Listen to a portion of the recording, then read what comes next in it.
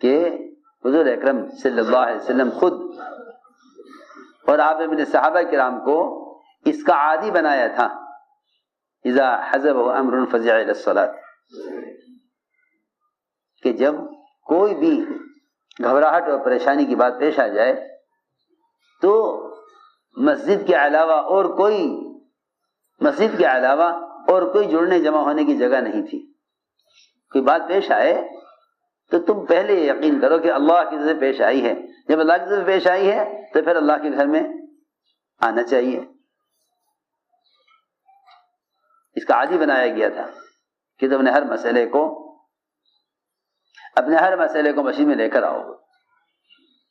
یہ بات عمومی طور پر سب جانتے تھے کہ ہر مسئلے کے حل کا تعلق مسجد سے ہے، ہر مسئلے کا حل کا تعلق مسجد سے ہے۔ میں تمہیں کیسے سمجھاؤں؟ مسجد کے علاوہ کسی شعبے میں کسی مسئلے کو لے جانا اللہ کے غیر کی طرف لے جانا ہے۔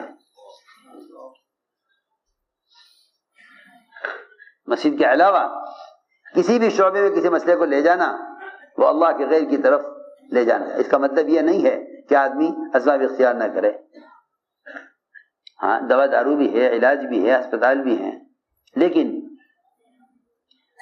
سوال اس بات کا ہے، صرف اتنی سی بات ہے کہ تم نے کسی حال کے آنے پر مقدم کس چیز کو کیا؟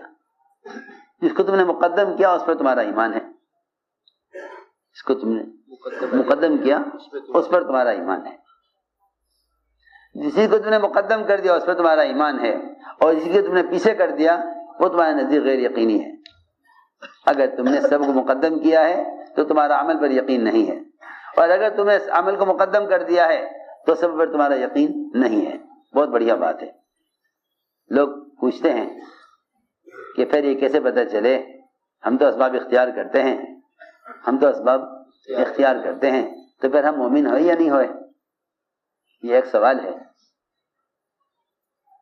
ہم تو اسباب اختیار کرتے ہیں تو ہم مومن ہوئے یا نہیں ہوئے؟ میری بات توجہ چاہتی ہے۔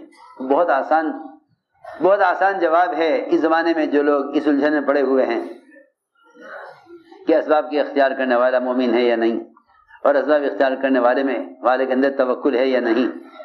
بہت آسان جواب ہے۔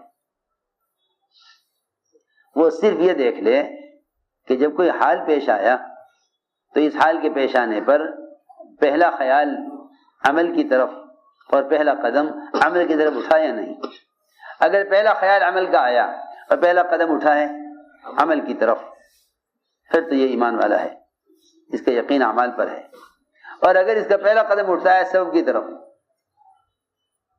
پہلا قدم اور پہلا خیال آتا ہے سبب کا، تو بس سمجھ لو کہ اس کے دل اور دماغ پر اللہ کے غیر کا یقین چھایا ہوا ہے۔ سیدھی بات ہے۔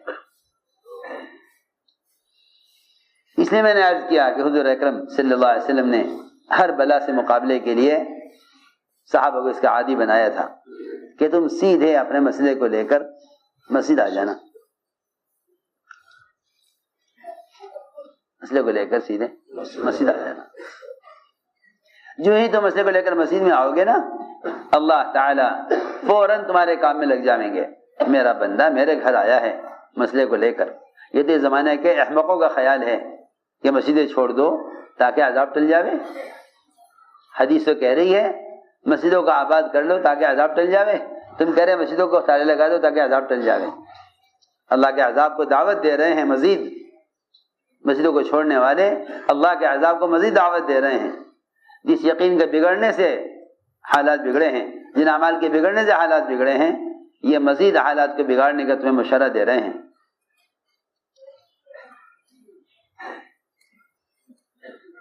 حضور اکرم صلی اللہ علیہ وسلم جمعہ کا خطبہ دے رہے تھے، سامنے کے دروازے پر صحابی آئے، عرض کیا کہ بارشیں بند ہیں، جانور مر رہے ہیں، زمینیں سوکھ رہی ہیں، کھیتیاں اجڑ گئی ہیں، اللہ سے بارش کی دعا کر دیجیے۔ ابھی ہاتھ نیچے نہیں ہوئے تھے کہ سارا آسمان بادلوں سے بھر گیا۔ اگلے جمعہ تک سورج نظر نہیں آیا، مسلسل ایک ہفتہ بارش۔ مسلسل 1 ہفتہ بارش. اگلے جمعہ تک سورج نہیں نکلا. اگلے جمعہ جب ضرورت پوری ہو گئی، وادیاں پانی سے بھر گئی اور کھیتیاں اچھی طرح سیراب ہو گئیں، صحابی آئے اگلے جمعہ میں، عرض کیا کہ بارش بند کرا دیجئے، پانی کی ضرورت پوری ہو گئی ہے. ہاں، جیسا کوئی کنٹرول روم ہوتا ہے نا، کیا جی ہاں یہاں آ کے کرا لو. پہلے قحط سالی تھی تو آ گئے تھے، اب پانی بھر گیا ہے، ضرورت پوری ہو گئی ہے، بند کرو. سوچئے نا، اس زمانے کے بددین اور اس زمانے کے اللہ کے غیر کی شکلوں سے اثر لینے والوں کا خیال یہ ہے کہ مسیح میں جمع نہ ہونا ورنہ بیماریاں پیدا ہوں گی. ارے تم مسیح میں جمع ہوگے، تم میں سے ہر 2 کے درمیان ایک فرشتہ ہوگا، تم میں سے ہر 2 کے درمیان ایک فرشتہ ہوگا. تم یوں کہو گے کہ نہیں ہم میں سے ہر 2 کے درمیان بیماری ہوگی، وہ اللہ کہہ رہے نہیں، تم میں سے ہر 2 کے درمیان ایک فرشتہ ہوگا، ہر 2 کے درمیان ایک فرشتہ ہوگا. تمہیں ڈاکٹر یہ کہیں گے نہیں ہر 2 کے درمیان بیماری ہوگی. میں کل سوچ رہا تھا، میں نے کہا دیکھو یہ نماز چھوڑ کر بازار میں جاویں گے، شیاطین کے پروں میں رہیں گے، ان کی آپس میں کتنی اس کا اٹھا دوں یہاں سے، یہ جاویں گے بازار میں فرشتوں کے یا شیطانوں کے پروں میں رہیں گے، کتنی بیماریاں منتقل ہوں گی. زنا کی بیماریاں، آنکھوں کے غلط استعمال کی بیماریاں، لایعنی باتوں کی بیماریاں، کتنی بیماریاں منتقل ہوں گی، کتنی بیماریاں منتقل ہوں گی. حدیث میں آتا ہے، رات ہی میں کہہ رہا تھا بچوں سے، میں نے کہا دیکھو تو صحیح، حدیث میں فرمایا کہ جو 5 مرتبہ مسجد میں آتا ہے نماز کے لیے، بتاؤ تمہارا کیا خیال ہے اگر کسی شخص کے اس کے مسجد و گھر کے درمیان ایک صاف پانی کی نہر ہو جی، اور وہ اس میں سے روزانہ 5 مرتبہ غسل کرے، آپ کیا فرما رہے؟ حل یبقى من درنه شیء، کیا اس کے بدن پر میل باقی رہ جائے گا؟ بدن پر میل باقی رہ جائے گا؟ 5 مرتبہ جو ایک صاف اور گہری نہر کے اندر 5 مرتبہ نہائے، کیا اس کے بدن پر میل باقی رہ جائے گا؟ تو میں نے عرض کیا کہ جو آدمی 5 مرتبہ وضو کر کے نماز کے لیے مسجد میں آ رہا ہے، میں تو حیران ہوں ان بے عقل ڈاکٹروں کی باتوں سے. ایک طرف تو یوں کہتے ہیں کہ بھائی ہاتھ دھو تاکہ بیماری منتقل نہ ہو، ہاتھ دھو بیماری منتقل نہ ہو. اور 5 وقت نماز کے لیے جب آدمی کامل وضو کرے گا، کیا کرے گا؟ کامل وضو کرے گا، ہاتھ پہنچے تک نہیں کوہنی تک دھوے گا، ہاتھ پہنچے تک نہیں بلکہ کوہنی تک دھوے گا. یہ تو 1 مرتبہ ہاتھ دھونے کو کہیں گے، اللہ 5 مرتبہ ہاتھ دھونے کو کہہ رہا ہے. کم سے کم 5 مرتبہ ہاتھ دھونا. اور یوں بھی مومن کے پاس جو ہتھیار ہے، وہ ہتھیار سب سے بڑا ہتھیار مومن کے پاس باوضو رہنا ہے. بڑا ہتھیار مومن کے پاس جانتے ہیں آپ کہ باوضو آدمی کیا ہوتا ہے؟ ہتھیار باندھے ہوتا ہے، مسلح ہتھیار بندھا ہوا، ہر وقت دشمن کے مقابلے پر اس کے بعد ہتھیار تیار ہے. کیوں؟ کہ باوضو ہے. کیا ہے؟ باوضو. جی ہاں، خود ہی یہ کہتے ہیں ہاتھ دھو، اور خود ہی یہ کہتے ہیں کہ ہاں مسجد نہ آؤ نماز کے لیے کہ بیماری منتقل ہوگی. ارے عجیب بات ہے، جو آدمی کامل وضو کر کے آ رہا ہے نماز کے لیے، اسے بیماری کیسے منتقل ہو جائے گی؟ آپ یہ بھی کہتے ہیں کہ ہاتھ دھو بیماری منتقل نہ ہو، اور یہ بھی کہتے ہیں کہ نہیں نماز ساتھ نہ پڑھنا بیماری منتقل ہوگی. جی ہاں، جب مسلمان گمراہی کے راستے پر چل پڑتا ہے تو اس کو اعمال میں ناکامیاں نظر آنے لگتی ہیں. آدمی گمراہی کے راستے پر چل پڑتا ہے. جو گمراہی کے راستے پر چل پڑتا ہے تو پھر اس کو اعمال میں ناکامیاں نظر آنے لگتی ہیں. یہ گمراہی کی سب سے بدترین شکل ہے. یہ گمراہی کی سب سے بدترین شکل ہے کہ اعمال میں نقصان نظر آنے لگے. اور یہ ہدایت کی سب سے عمدہ شکل ہے کہ اسباب میں ناکامیاں نظر آنے لگے. ہماری بات توجہ چاہتی ہے. یہ ہدایت کی سب سے اعلیٰ شکل ہے کہ اسباب میں ناکامیاں اور گناہوں میں ہلاکتیں نظر آنے لگیں. یہ ہدایت کا راستہ ہے. یہ ہدایت کا راستہ ہے. اور کسی بھی عمل میں اگرچہ وہ عمل سنت ہی کیوں نہ ہو، اگرچہ وہ عمل سنت ہی کیوں نہ ہو، لکھا ہے علماء نے لکھا ہے کہ حضور اکرم صلی اللہ علیہ وسلم کی وفات کے بعد سے لے کر حضور علیہ وسلم کی وفات کے بعد سے لے کر قیامت تک مخلصین اللہ والے دنیا میں جتنے بھی خیر کے کام کریں، دنیا میں جتنے بھی خیر کے کام کریں اور جتنے بھی رفاہی کام لوگوں کو راحت پہنچانے کے،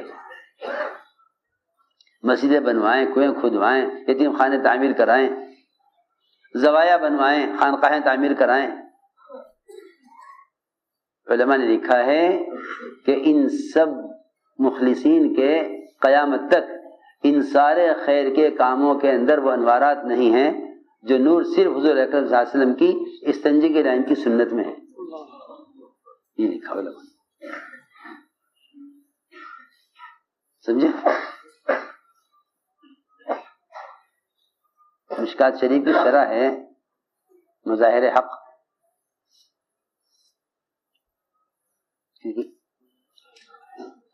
مشکات شریف کی شرح ہے مظاہر حق.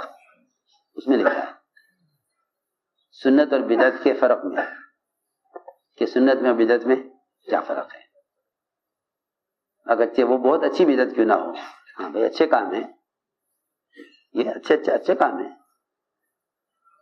اچھا کام ہونا الگ چیز ہے. اچھا کام ہونا الگ چیز ہے. آپ کنواں کھدوا دیں محلے کے لیے، لوگ اسے پانی لیں.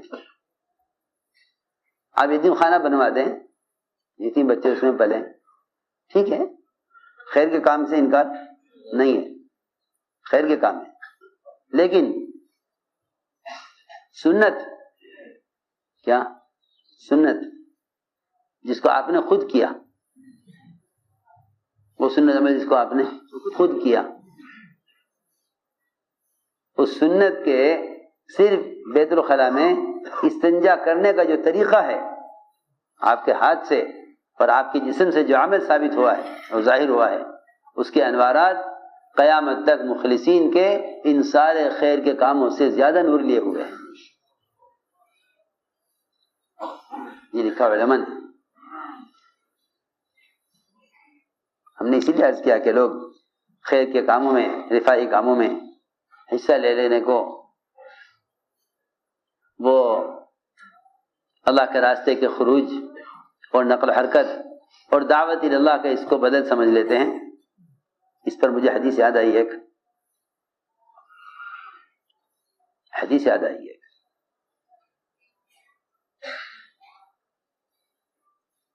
امام المحدثین ابو ہریرہ رضی اللہ تعالی عنہ فرماتے ہیں کہ ایک شخص آیا حضور اکرم صلی اللہ علیہ وسلم کی خدمت میں اور آ کر عرض کیا کہ یا رسول اللہ،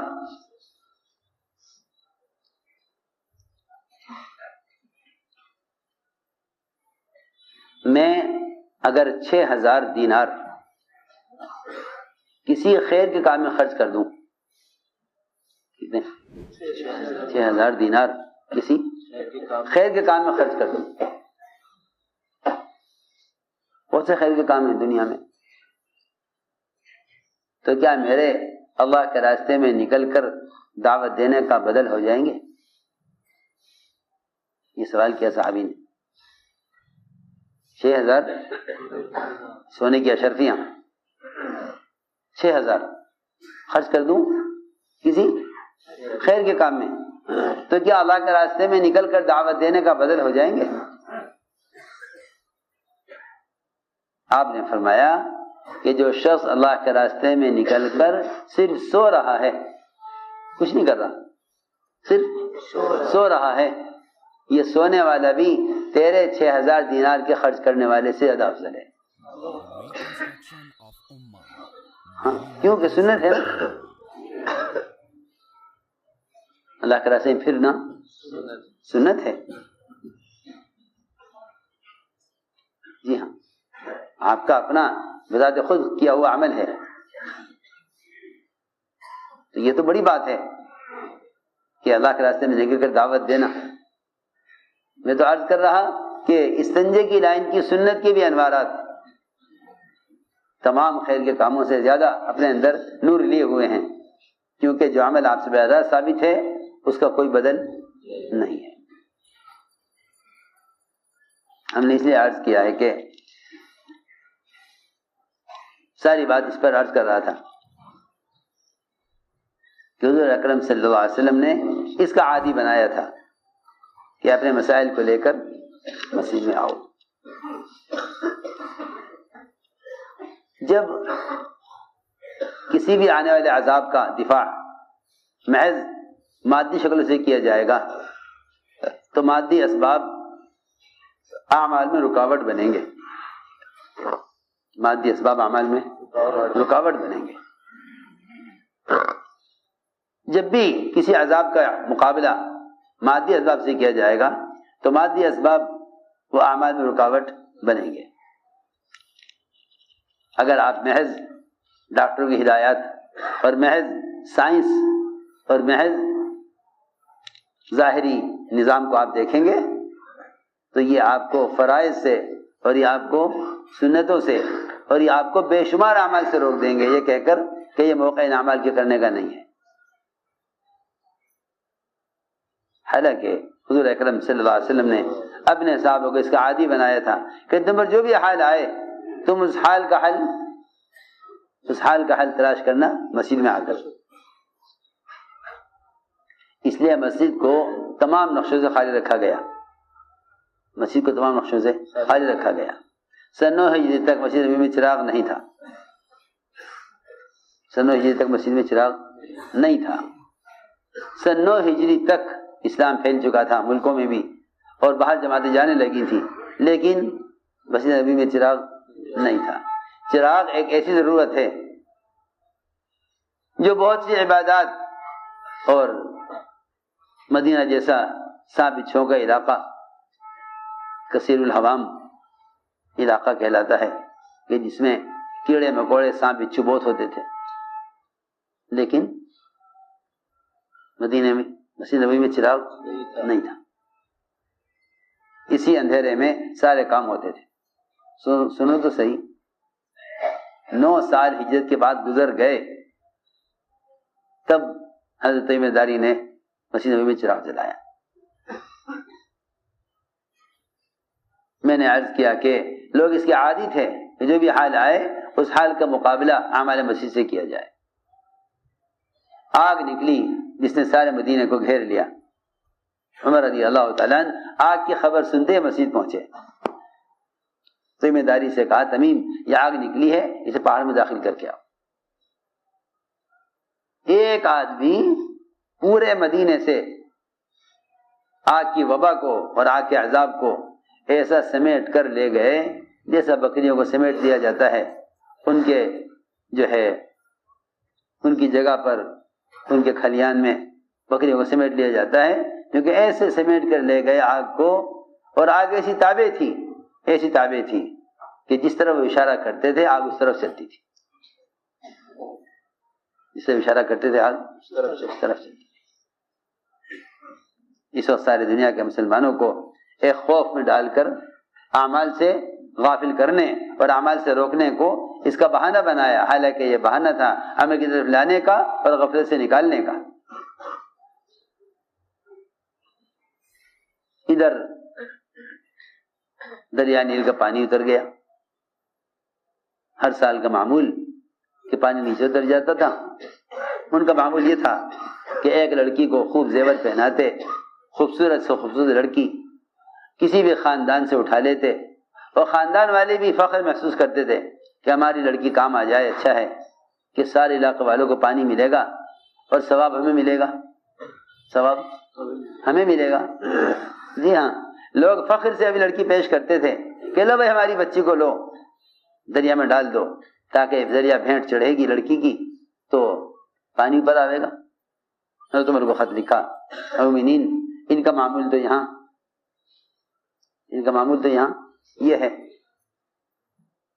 ان کا معمول تو یہاں یہ ہے کہ دریائے نیل کو چلانے کے لیے یہ ایک جہالت کا عمل یہ کرتے ہیں کہ ایک لڑکی کو مزین کر کے دریا میں ڈالتے ہیں, اس پر یہ دریا کا پانی اوپر آتا ہے, اور اگر یہ نہیں کرتے ہیں تو سارا علاقہ پانی سے پریشان ہوگا. اتنے مرے قحط سالی سے بہتر ہے کہ ایک لڑکی کو پانی میں ڈبو دیا جاوے.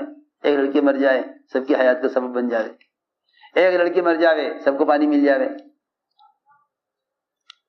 لکھا کہ نہیں, اسلام اس کی کوئی اجازت نہیں دیتا. اسلام اس کی اجازت نہیں دیتا کہ کسی کو مار کر عذاب ہٹایا جائے. اسلام اس کی اجازت نہیں دیتا.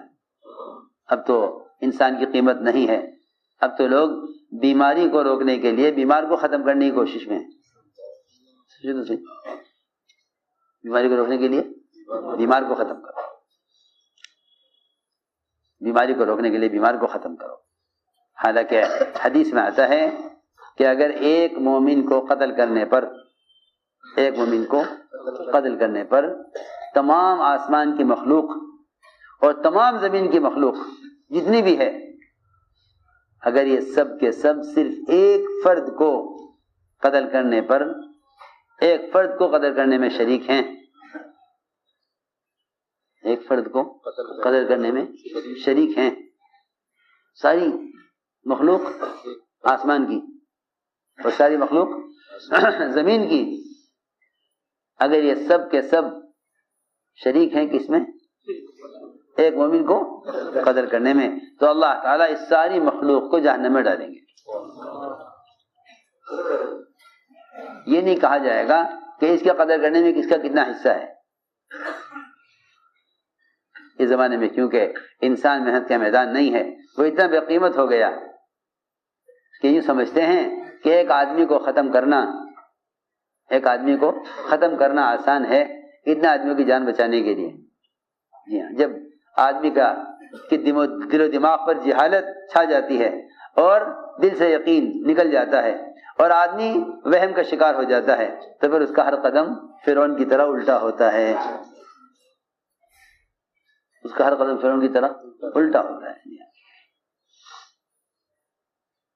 میں نے عرض کیا کہ جب عمر کو پتہ چلا کہ ان کا معمول یہ ہے, حضرت عمر نے دریا کو خط لکھا.